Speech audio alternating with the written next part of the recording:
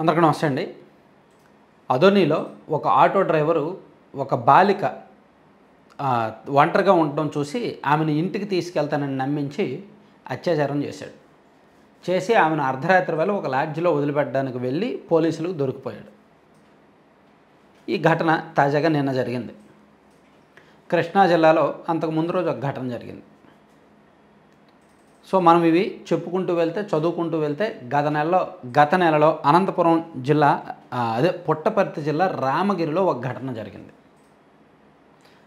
ఒక 15 మంది కలిపి సుమారుగా 14 మంది కలిపి 15 ఏళ్ల మైనర్ బాలిక మీద దాదాపుగా 6 నెలల పాటు వరుసగా అత్యాచారం చేస్తూనే వచ్చారు, లైంగిక దాడి చేస్తూనే వచ్చారన్నమాట.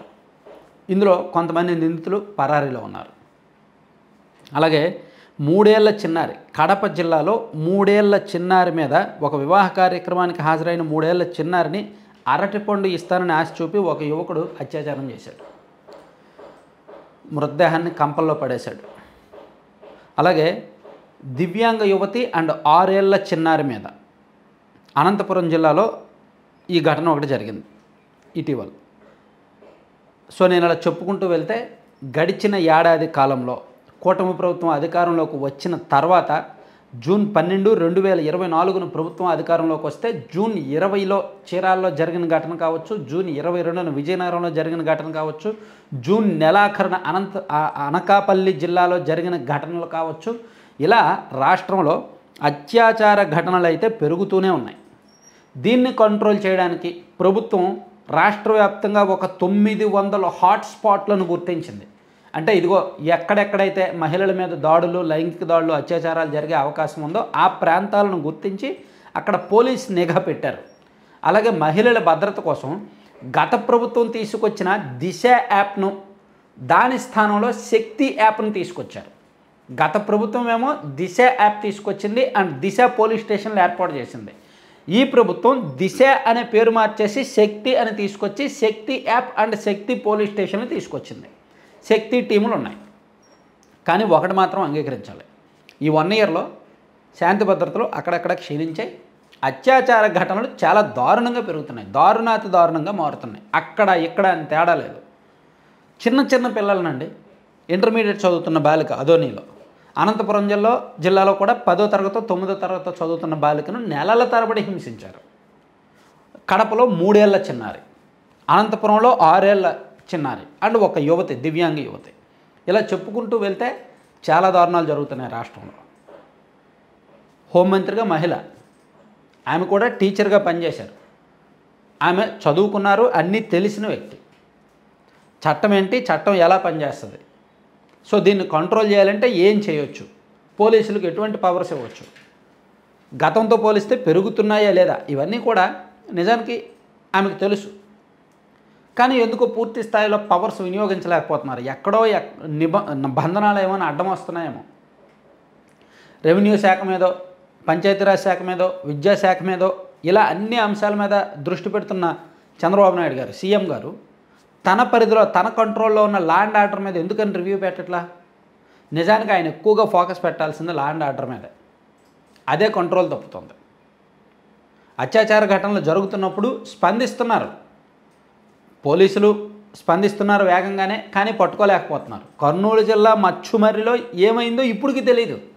దాదాపుగా 11 నెలల కిందట కర్నూలు జిల్లా మచ్చుమర్రిలో ఒక బాలికను కొంతమంది దుండగులు హతమార్చారు. ఏం జరిగిందో ఇప్పటికీ తెలియదు. అది ఒక పెద్ద క్వశ్చన్ మార్కులో ఉండిపోయింది. దానిలో పెద్ద తలకాయలు ఇన్వాల్వ్ అయ్యారని ఆ కేసును మూసేశారు పూర్తిగా. ఆ కేసు విషయంలో ఎవరూ మాట్లాడలే.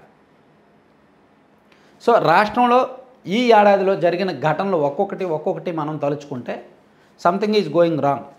ఖచ్చితంగా ఫెయిల్యూర్ అయితే కనిపిస్తుంది. చట్టాలు బలంగా లేవు. జరిగిన తర్వాత కొన్నాళ్ళ పాటు జైల్లో పెడతారు. ఒక 3 నెలలు 4 నెలల్లో బెయిల్ వస్తుంది. ఆ తర్వాత మళ్ళీ బయటకు వచ్చి సాధారణంగా జనజీవన స్రవంతిలో ఉండొచ్చు. ఆ తర్వాత పోలీసులు దాని మీద ఛార్జ్ షీట్ వేయాలి, దాని మీద నిరూపించాలి, అప్పుడు పూర్తి స్థాయి శిక్ష పడాలి కదా. ఇదంతా అయ్యేసరికి ఏదైనా జరగచ్చు, ఈలోగా కాంప్రమైజ్ అయిపోవచ్చు, కేసు రాజీ చేసేసుకోవచ్చు, ఏదైనా చేయొచ్చు అనే ధీమా నిందితుల్లో వచ్చేస్తుంది. సో ఇటువంటి వ్యవహారాన్ని, ఈ ధీమాని కంట్రోల్ చేయడానికే గత ప్రభుత్వం దిశ చట్టాన్ని తీసుకొచ్చింది. అది నిజానికి అనుమతి లేదు కానీ, అనుమతి పొందలేదు కానీ, వాళ్ళు మరి అడ్డగోలుగా చట్టం తెచ్చారు. కానీ ఆ చట్టం ఉద్దేశం మంచిదే. 21 రోజుల్లో మరణశిక్ష పడాలి, తుది శిక్ష పడాలి. అది ఉరి శిక్ష అవ్వచ్చు, మరణశిక్ష అవ్వచ్చు, యావజ్జీవ శిక్ష అవ్వచ్చు, ఏదైనా సరే. అత్యాచార ఘటన జరిగిన 21 రోజుల్లోనే, వారం రోజుల్లో ఎంక్వైరీ పూర్తవ్వాలి, వారం రోజుల్లో కోర్టు తీర్పు వచ్చేయాలి, తర్వాత వారం రోజుల్లో శిక్ష అమలు చేసేయాలి. అంత సీరియస్గా దిశ చట్టాన్ని తీసుకొచ్చారు. కానీ అది రాజ్యాంగంలో కొన్ని సెక్షన్లకు అండ్ సుప్రీంకోర్టు గతంలో ఇచ్చిన మార్గదర్శకాలకు, పార్లమెంటులో ఆమోదించిన కొన్ని చట్టాలకు విరుద్ధంగా ఉంది కాబట్టి దాన్ని పార్లమెంటు పరిశీలనకు పంపించారు. పార్లమెంటు కొన్ని సబ్జెక్టు అనుమానాలు లేవనెత్తు మళ్ళీ ప్రభుత్వానికి తిప్పి పంపింది, అసెంబ్లీకి తిప్పి పంపింది. మళ్ళీ వీళ్ళు దాన్ని సెట్ చేయలేదు. దాంతో అది మూలకి వెళ్ళిపోయింది, ఆ చట్టం రాలేదు.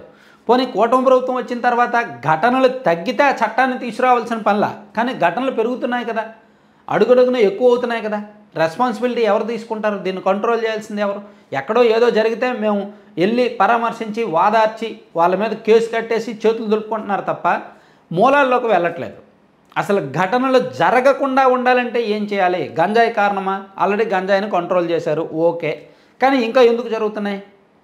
ఈ అల్లరి చిల్లరగా తిరిగే ఈ పిచ్చి మద్యం, నకిలీ మద్యం కారణమా? నకిలీ మద్యం గతంతో పోలిస్తే కంట్రోల్ అయింది, ఓకే. పోనీ ఊళ్ళల్లో ఉన్న గంజాయి బ్యాచ్ ఏమైనా కారణమా? చూడండి, ఆటో డ్రైవరు, ఈ చేస్తున్న వాళ్ళు అందరూ కూడా అటువంటి వాళ్ళే. కుర్రోళ్ళు, ఆటో డ్రైవర్లు, ఒక బ్యాచ్ ఆఫ్ పీపుల్, కొంతమంది ఒక 4-5 కలిపి అక్కడ మద్యం తాగితే అటు నుంచి ఎవరైనా వెళ్తే వాళ్ళ మీద పడడం ఇవే జరుగుతున్నాయి అన్నమాట. సో ఈ విషయంలో ప్రభుత్వం కొంచెం సీరియస్గానే ఉండాలి. ఎందుకంటే హోంమంత్రి అనే పదం గతంలో కొంచెం పవర్ఫుల్గా ఉండేది.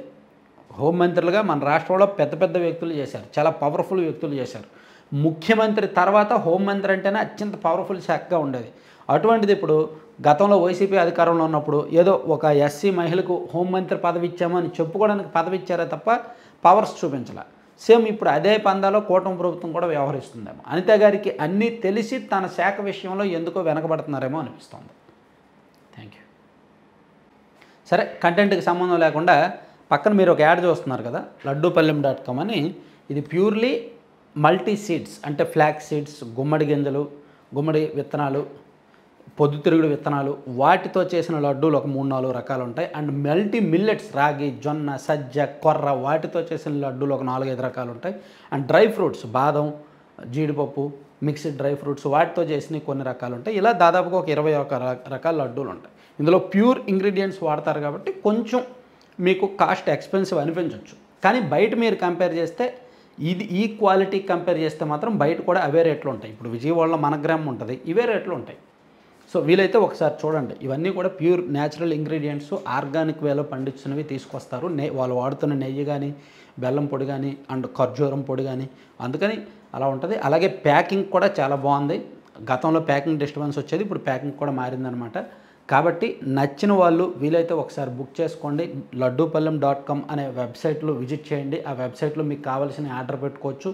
లేదా 9997839994 అనే నెంబర్కి మీరు కాంటాక్ట్ అవ్వండి. కాంటాక్ట్ అయ్యి మీకు ఏం కావాలనేది ఆర్డర్ పెట్టుకోండి. అలాగే పిల్లలు బలంగా ఉండడానికి ప్రోటీన్ పౌడర్ ఒకటి ఇస్తారు.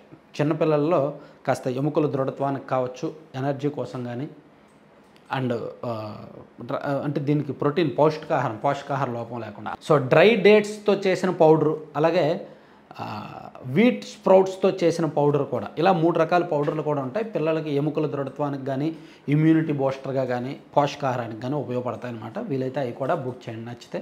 Thank you.